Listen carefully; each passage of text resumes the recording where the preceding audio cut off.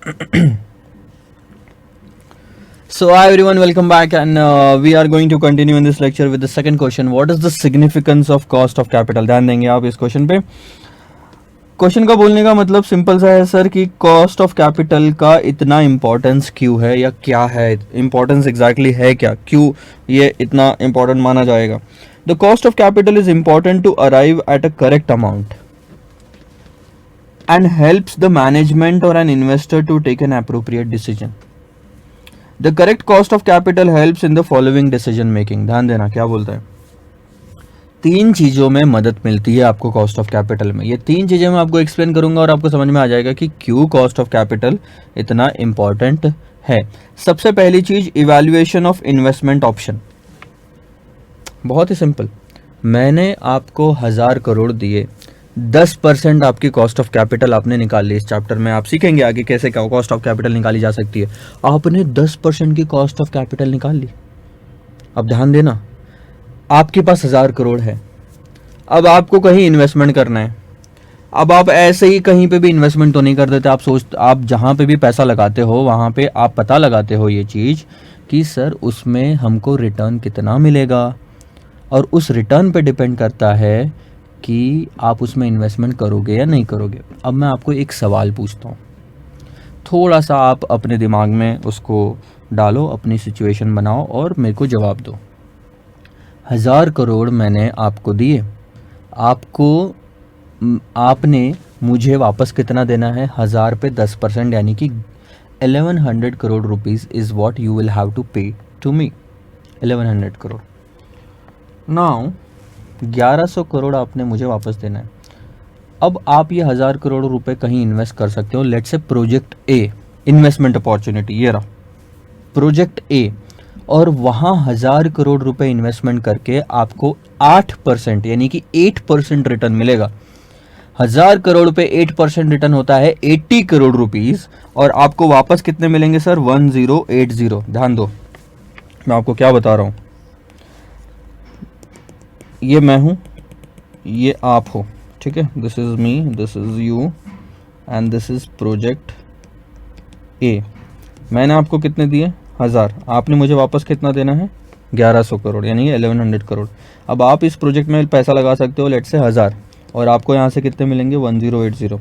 आपने मुझे कितना देना है? 10%, और आपको कितना मिल रहा है? 8% इस प्रोजेक्ट में इन्वेस्टमेंट करने से. क्या आप इस प्रोजेक्ट में इन्वेस्टमेंट करेंगे मेरे दिए हुए 1000 करोड़ को? नहीं. क्यों सर? बहुत ही सिंपल सी बात है. इस प्रोजेक्ट से मेरे को इतना नहीं मिल रहा कि मैं आपको आपका रिटर्न दे सकूं. मुझे कोई ऐसा प्रोजेक्ट चाहिए. ये कौन बोल रहा है? आप, ठीक है. यू जो सेकंड पार्टी बीच में, ये बोल रहा है कि मुझे कोई ऐसा प्रोजेक्ट चाहिए जिसमें मैं कम से कम 10%, ध्यान देना मैंने कौन सा वर्ड यूज किया, कम से कम, हर्डल रेट, मिनिमम रेट, या उससे ज्यादा कमाऊं. अगर मैंने 1100 कमाए और आपको 1100 दिए तो एटलीस्ट मैं no profit no loss situation में रहूंगा. मैंने अगर 1150 कमाए, आपको 1100 दिए, तो कम से कम मेरे हाथ में तो 50 बचेंगे. जो मैंने साल भर मेहनत की है उस पैसे को यूज़ करने में, मैंने 50 कमाए, आपने 100 कमाए. 1150 का इस्तेमाल कैसे हुआ? 150 में से 100 आपको दे दिए और 50 मैंने रख लिए. ये आप बोलोगे. सो यहाँ पे डिसीजन लेने में आपको मदद मिलती है कि evaluation of the investment option. इसका मतलब कि क्या हमने इस प्रोजेक्ट में इन्वेस्टमेंट करना चाहिए या नहीं करना चाहिए. अब आपको मैं एक सिचुएशन देता हूँ. मान लो ये सब आपको पता ही नहीं है. बोलो, आपको 1000 करोड़ मिले तो जरूर है, ठीक है, आपको कुछ रिटर्न देना भी है, और वो है 10%, लेकिन अभी आपको नहीं पता, और आपको एक प्रोजेक्ट में इन्वेस्टमेंट करके 1080 करोड़ रुपए मिलेंगे. क्या ऐसे टाइम पे आपका डिसीजन जो भी आप लोगे, सही या गलत, सही होगा क्या? नहीं. हाँ भी गलत होगा, ना भी गलत होगा. कोई भी डिसीजन प्रोजेक्ट में इन्वेस्टमेंट करने से पहले ये पता करना जरूरी है कि जो पैसा मैं इस प्रोजेक्ट में डालने वाला हूं वो आया कहां से है. जहां से भी आया हो उसको वापस देना कितना है, यानी कि मेरी कॉस्ट ऑफ कैपिटल कितनी है. सो हुआ कि नहीं हुआ cost of capital important. Exactly यही तो चीज मैं बोल रहा था आपको. अब दूसरे क्वेश्चन पे जाते हैं, ठीक है. दूसरा पार्ट जो है इसमें, ध्यान दो। दूसरा है परफॉर्मेंस अप्रेजल। परफॉर्मेंस अप्रेजल बहुत ही सिंपल है। अब मैंने तो आपको सर बोल दिया कि 1000, अगर यहाँ पे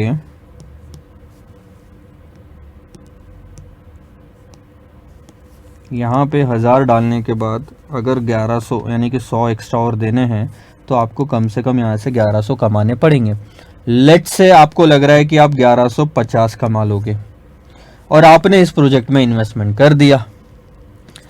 अब इन्वेस्टमेंट करने के बाद में क्या गारंटी है कि आप 150 करोड़ एक्स्ट्रा कमा लोगे? गारंटी है क्या कोई? यहाँ पे कोई गारंटी नहीं देता सर। ये तो मैंने एस्टिमेट किया था। मैंने साल भर प्रोजेक्ट चलाया, अब साल का अंत हुआ और मुझे पता चल रहा है कि मैंने कितना कमाया सर, 1090 करोड़ कमाया। देना कितना पड़ रहा है? 1100। नुकसान है। यानी कि बहुत ही सिंपल सा मतलब है यहाँ पे जो मैं आपको बताने जा रहा हूँ। कमाया कितना? 9%। 90 डिवाइडेड बाय 1000 करके देखो। देना कितना पड़ रहा? 10%। नुकसान कितने का? 1%। इसको बोलते हैं प्रोजेक्ट अप्रेजल, इवैल्यूएशन करना, यानी एग्जैक्टली क्या हुआ उसका कंपैरिजन करना कि जो भी रिटर्न आपको मिल रहा है। अब आप ये तो नहीं बोल सकते कि उस प्रोजेक्ट में इन्वेस्टमेंट करके आपको नुकसान हुआ। नहीं सर, उस प्रोजेक्ट में इन्वेस्टमेंट करके आपको नुकसान नहीं हुआ फायदा है, लेकिन इतना नहीं हुआ कि आप ये खर्चा बियर कर पाओ। 100 करोड़ वाला 90 करोड़ का ही फायदा हुआ। सो ये कंपैरिजन जो है इसी को कहते हैं परफॉर्मेंस कैसा रहा। कैसा परफॉर्मेंस रहा सर बताइए? इस प्रोजेक्ट का कैसा परफॉर्मेंस रहा सर? बुरा परफॉर्मेंस रहा। भले ही इसने कमा के दिया लेकिन अच्छा नहीं था परफॉर्मेंस। हमने तो एक्सपेक्ट किया था 15%, ये भाई साहब ने कमा के दिया सिर्फ 9, हमको देना पड़ा 10, नुकसान हो गया 1। तीसरी चीज आती है आपकी यहाँ पे designing of optimum credit policy. ये मैं थोड़ा सा डिले करता हूँ, आगे आएगा आपको कि किस तरह से जब हम कस्टमर को सामान बेचते हैं। आपने 1000 करोड़ रुपए लिया, 1000 करोड़ रुपए से फैक्ट्री डाली, फैक्ट्री में माल बनाया, माल बना के कस्टमर को बेचा। अब कस्टमर को आप क्रेडिट पे देते हो। आप कस्टमर को जब क्रेडिट पे देते हो, ध्यान देना, कस्टमर को जब क्रेडिट पे देते हो तो कस्टमर को आप बोलोगे कि 30 दिन बाद में पेमेंट दे देना, 50 दिन बाद में पेमेंट दे देना, 60 दिन बाद में पेमेंट दे देना, 2 महीने 3 महीने, ऐसी क्रेडिट लिमिट मार्केट में चलती है। ठीक है। अब आपने कितने दिन ज्यादा से ज्यादा लिमिट देनी चाहिए क्रेडिट की कस्टमर को, ये डिसाइड करने में आपको कॉस्ट ऑफ कैपिटल मदद करता है। और एग्जैक्टली कैसे करता है ये मैं अभी डिस्कस नहीं करूंगा। क्यों? क्योंकि ये आपको वर्किंग कैपिटल मैनेजमेंट वाले चैप्टर में आएगा और वहां पे हम कैलकुलेशंस के साथ, फिगर्स के साथ डिस्कस करेंगे। वहां डिटेल में अभी लेने बैठूंगा तो एक तरह से मैं वर्किंग कैपिटल मैनेजमेंट चैप्टर शुरू कर दिया ऐसा हो जाएगा। सो मैं चैप्टर से नहीं हटना चाहता, लेकिन एक आपको मैं यहाँ पे बता के चल रहा हूँ। ठीक है। सो ये 3 चीजें हैं जहां पे कॉस्ट ऑफ कैपिटल की जरूरत है। विदाउट कॉस्ट ऑफ कैपिटल आप ना क्रेडिट पॉलिसी डिसाइड कर सकते हो, ना आपके प्रोजेक्ट में रिटर्न अच्छा मिला कि बुरा मिला ये डिसाइड कर सकते हो, और ना ही कोई इन्वेस्टमेंट डिसीजन ले सकते हो। And for doing all this things you need cost of capital. So that's why cost of capital is important. Question exam में आया 4 मार्क का, तो आप क्या बोलेंगे सर कॉस्ट ऑफ कैपिटल क्यों इंपॉर्टेंट है? कॉस्ट ऑफ कैपिटल 3 रीजन की वजह से इंपॉर्टेंट है। सबसे पहले आपको ये मदद करता है इवैल्यूएट करने में इन्वेस्टमेंट के डिसीजंस को, और उसके बाद में आपको मदद करता है परफॉर्मेंस अप्रेजल में, और तीसरा आपको मदद करता है डिजाइन करने में एक optimum credit policy for the customers. So this is what the answer of this entire question is. यहाँ पे जो अंदर में लिखा हुआ है ये यही लिखा हुआ है जो मैं आपको समझा रहा हूँ। अब बात करते हैं सर एक्सप्लिसिट और इम्प्लिसिट कॉस्ट ऑफ कैपिटल की। ठीक है, थोड़ा सा पानी पी लूँ मैं।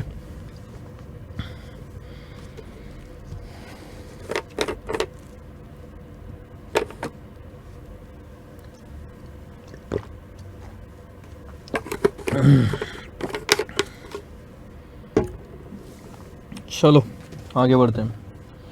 अब बात करते हैं sir explicit cost of capital क्या होता है और इम्प्लिसिट कॉस्ट ऑफ कैपिटल क्या होता है। एक्सप्लिसिट कॉस्ट ऑफ कैपिटल जो अभी तक हमने डिस्कस किया ना कॉस्ट ऑफ कैपिटल, उसको बोलते हैं एक्सप्लिसिट कॉस्ट ऑफ कैपिटल। जो हमने अभी तक डिस्कस नहीं किया उसको बोलते हैं इम्प्लिसिट कॉस्ट ऑफ कैपिटल। कहानी खत्म। सर ऐसे समझ में नहीं आने वाला, कुछ ढंग से बताओ तो समझ में आएगा। एक्सप्लिसिट कॉस्ट ऑफ कैपिटल क्या है?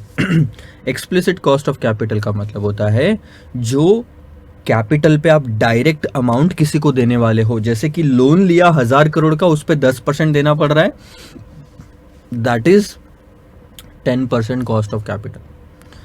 इक्विटी 1000 करोड़ का लिया, उस पे आपको 15% का डिविडेंड देना पड़ रहा है, मान लो डिविडेंड जो दे रहे हो वो 15% आ रहा है, that is cost of capital, explicit cost of capital.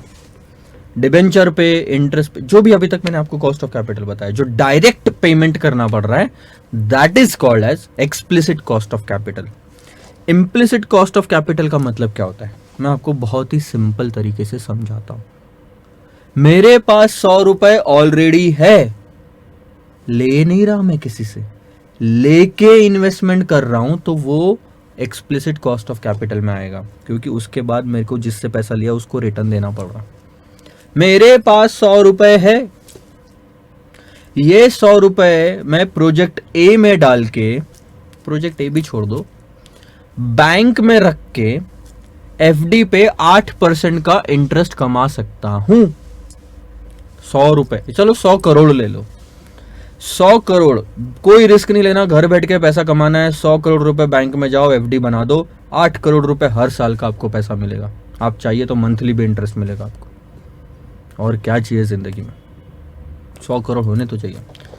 ठीक है, लेकिन नहीं सर, 8 करोड़ में हमारा क्या होता, हमने बिजनेस करना है, तो मैं एक्टिवली इन्वॉल्व होना चाहता हूं, मैं घर पे बैठा नहीं रहना चाहता, सो मैं एक्टिवली इन्वॉल्व होना चाहता हूं। 100 करोड़ रुपए उठाओ और ये मार्केट में इन्वेस्टमेंट कर दो। 100 करोड़ रुपए उठाओ, मार्केट में इन्वेस्टमेंट कर दो। मार्केट में इन्वेस्टमेंट करना है, यानी प्रोजेक्ट ए में किया, ब्रिज बनाने का काम ले लो, रोड बनाने का काम ले लो, कपड़े बना के बेचने का काम ले लो, कोई भी बिजनेस में इन्वेस्टमेंट करो। एक चीज यहां पे क्लियर रहेगी कि इस प्रोजेक्ट में जो आप इन्वेस्टमेंट कर रहे हो, इस प्रोजेक्ट की कॉस्ट ऑफ कैपिटल, रोड हो, ब्रिज हो, कपड़े बनाना हो, पकोड़े बनाना हो या चाय बनाना हो, कोई भी प्रोजेक्ट हो, इस प्रोजेक्ट की कॉस्ट ऑफ कैपिटल कितनी है? सर इस प्रोजेक्ट में तो कॉस्ट ऑफ कैपिटल है ही नहीं, क्योंकि हमको किसी को पैसे देना ही नहीं पड़ रहा, ये तो हमारे पास खुद के पास पैसे थे, तो हमको जब किसी को नहीं देना पड़ रहा तो कॉस्ट तो है ही नहीं सर। ऐसी बात नहीं है, इस प्रोजेक्ट में भी कॉस्ट ऑफ कैपिटल इंक्लूडेड है। ये कॉस्ट ऑफ कैपिटल एक ऐसी कॉस्ट है जो किसी को देना तो नहीं पड़ रहा आपको, लेकिन आती हुई इनकम का नुकसान हो रहा है। जो पैसे आ सकते थे अब वो नहीं आएंगे, इसका मतलब ही होता है कि मेरा नुकसान हो गया, मेरा खर्चा लग गया। किसी को 100 रुपए देना एक चीज तो खर्चा है, एक्सप्लिसिट कॉस्ट ऑफ कैपिटल। मुझे 100 रुपए मिलने वाले थे लेकिन नहीं मिले, इम्प्लिसिट कॉस्ट ऑफ कैपिटल। दोनों की दोनों कॉस्ट ऑफ कैपिटल है। अब आप ध्यान दो, मैं इस इम्प्लिसिट कॉस्ट ऑफ कैपिटल को डिटेल में बताता हूं। आप इस कपड़े वाला काम ले लो, कपड़ा मैन्युफैक्चर करके आपको बेचना है। जब 100 करोड़ रुपए इस प्रोजेक्ट में डाल दोगे, इसका मतलब क्या है कि वो 100 करोड़ रुपए की अब आप एफडी नहीं बना सकते, फिक्स डिपॉजिट नहीं क्रिएट कर सकते, और एफडी नहीं बना पाओगे तो आप 8% इनकम जो आपको मिल सकती थी वो अब आपको नहीं मिलेगी। पैसा आने वाला अगर नहीं आया उसको बोलते हैं इम्प्लिसिट कॉस्ट ऑफ कैपिटल, इसको बोलते हैं अपॉर्चुनिटी कॉस्ट ऑफ कैपिटल। जो एक अपॉर्चुनिटी थी कि 8 करोड़ रुपए साल भर में कमा सकते हो बिना किसी टेंशन के, बिना किसी काम के, मेहनत के, घर में बिस्तर पे पड़े रहो और आप पबजी खेलो, आप गेम ऑफ थ्रोन्स देखो, कुछ भी करो। 8 करोड़ रुपए की अपॉर्चुनिटी आपने खो दी, कैसे? इस प्रोजेक्ट में इन्वेस्टमेंट करके कपड़े वाले। सो कपड़े वाले प्रोजेक्ट के लिए वो जो 8% है अपॉर्चुनिटी जो आपने खो दी, ये कपड़े वाले प्रोजेक्ट के लिए कॉस्ट ऑफ कैपिटल है, और इसको कहते हैं इम्प्लिसिट कॉस्ट ऑफ कैपिटल। दो तरीके से मैं फिर से समझाता हूं। मैंने किसी से 100 करोड़ लिए और कपड़े के बिजनेस में लगाया, और कपड़े में से जितना भी मैं कमाऊंगा सामने वाले को मैंने 8% देना है, तो मैंने साल के अंत में उसको 108 करोड़ रुपए देना ही पड़ेगा, कैसे भी करके लाके। That 8% is called as explicit cost of capital. चलो एक सिचुएशन। दूसरी सिचुएशन, मैंने किसी से पैसा लिया नहीं, मेरे पास ऑलरेडी है, मैं ये इसकी कहीं इन्वेस्टमेंट करके, मतलब एफडी में फ्री ऑफ कॉस्ट मैं 8% कमा सकता हूं, लेकिन मैंने वो डिसीजन नहीं लिया। मैंने डिसीजन लिया कि नहीं सर, मैं तो यहाँ इन्वेस्टमेंट करूंगा कपड़े वाले बिजनेस में। तो आती हुई इनकम नहीं आई, अपॉर्चुनिटी कॉस्ट ऑफ कैपिटल बोलते हैं उसको। और दूसरी जो टर्म है उसके लिए वो है इम्प्लिसिट कॉस्ट ऑफ कैपिटल। समझा क्या आपको? एक्सप्लिसिट और इम्प्लिसिट में डिफरेंस क्या है? एक्सप्लिसिट में आपने किसी से पैसे लिए थे, इम्प्लिसिट में लिए नहीं। एक्सप्लिसिट में आपको पैसे देने पड़ रहे हैं, खर्चा हो रहा है, cost of capital extra 8 crore. Implicit में कोई खर्चा नहीं है। एक्सप्लिसिट में कोई इनकम नहीं होने वाली थी, इम्प्लिसिट में आपको इनकम होने वाली थी। आई बात समझ में? दोनों में आपको नुकसान तो हो रहा है 8 करोड़ का ही, याद रखना 8 करोड़ का नुकसान हो रहा है, बट एक तरह से मतलब दोनों अलग अलग तरीके से हो रहा है, ठीक है। एक्सप्लिसिट में आप किसी का पैसा इस्तेमाल करते हो, इम्प्लिसिट में आप अपना खुद का पैसा इस्तेमाल करते हो, ठीक है। और हमेशा ऐसा नहीं है कि सर मैं खुद का ही पैसा इस्तेमाल करूंगा, मैं हो सकता है दूसरों का भी पैसा इस्तेमाल कर रहा हूँ, लेकिन मेरे पास में एक अपॉर्चुनिटी थी, मैंने सामने से पैसा लाया, 8% उसको देना पड़ रहा है, और एफडी क्रिएट करके मैं 10% कमा सकता हूँ। ध्यान देना, 100 करोड़ रुपए मैंने सामने वाले से लाए। मैं एक कॉम्प्लेक्स सिचुएशन बताता हूँ, बहुत ही मज़ा आएगा, चलो ध्यान दो। अभी मैंने सामने वाले से लोन, बैंक से 8% पे, बैंक से तो नहीं बोल सकते अपन, किसी दोस्त से मान लो मैंने 100 करोड़ रुपए का लोन लिया, उसको 8% इंटरेस्ट देना है। बैंक में फिक्स डिपॉजिट का इंटरेस्ट रेट चल रहा है 10%। ये 100 करोड़ यहाँ लेके मैं 10% में बैंक में डिपॉजिट करा सकता हूँ, तो वहाँ से मेरे को इनकम कितनी होगी? 10% की।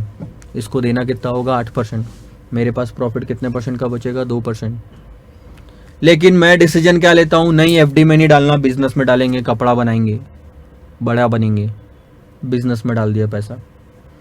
इस प्रोजेक्ट ए के लिए एक्सप्लिसिट कॉस्ट ऑफ कैपिटल कितनी है? ये क्वेश्चन है मेरा, बताओ, बुक पे लिख लो कितनी है। दूसरा, इसी प्रोजेक्ट के लिए इम्प्लिसिट कॉस्ट ऑफ कैपिटल कितनी है? सेम प्रोजेक्ट के लिए एक्सप्लिसिट कॉस्ट ऑफ कैपिटल है 8%, उसी प्रोजेक्ट के लिए इम्प्लिसिट कॉस्ट ऑफ कैपिटल है 10%। सो आप ये चीज़ अब ध्यान में रखेंगे, ठीक है। यहाँ से पैसा आया, चलो ये अभी काम नहीं कर रहा ठीक है, मैं बाद में बताऊंगा आपको। सो एक जगह से पैसा आया, उसको जो देना पड़ रहा 8%, सामने वाले में जो इंटरेस्ट की आपकी अपॉर्चुनिटी जो खो दी आपने, वो 10% इम्प्लिसिट कॉस्ट ऑफ कैपिटल कहलाता है। लास्ट जो हम डिस्कस करेंगे इस वाले लेक्चर में वो ये है कि एक डायग्रामेटिक रिप्रेजेंटेशन क्या है, जो हम इस चैप्टर में कॉस्ट ऑफ कैपिटल को देखने वाले हैं। सो अगर आप ध्यान दोगे तो यहाँ पे हम 4 चीज़ें देखने वाले हैं, ये मैंने लास्ट लेक्चर में आपको बता दी। सबसे ऊपर में है कॉस्ट ऑफ इक्विटी, ठीक है। इधर में अगर आप देखोगे तो प्रेफरेंशियल कैपिटल, अगर आप इधर में देखोगे, ये अगर आप देखोगे तो कॉस्ट ऑफ रिटेन अर्निंग आएगी, और अगर आप एकदम आखिरी में जाओगे उधर में तो वो आपको cost of preference share capital मिलेगा। और अगर आप नीचे में देखोगे, इधर में ये वाला पार्ट अगर आप देखोगे तो cost of long term debt है, ठीक है। और बीच में जो है ये weighted average cost of capital. Weighted average cost of capital जो है ये हम आखिरी में देखेंगे, और कॉस्ट ऑफ इक्विटी वगैरह ये सब हम सबसे पहले चालू करेंगे नीचे वाले से, कॉस्ट ऑफ डेट से, कि कॉस्ट ऑफ डेट कितनी होती है, ठीक है। So this is all about it. बस ये वाला एक तो डायग्रामेटिक रिप्रेजेंटेशन सिंपल सा था। जब मैंने बोला ना कॉस्ट ऑफ डेट देखेंगे, यानी कि अगला टॉपिक यही है, what are the features of debentures और बॉन्ड्स। नेक्स्ट वाले लेक्चर में इसको हम कंटिन्यू करेंगे। धीरे धीरे करके हमारे कॉन्सेप्ट बिल्डअप होते जा रहे हैं।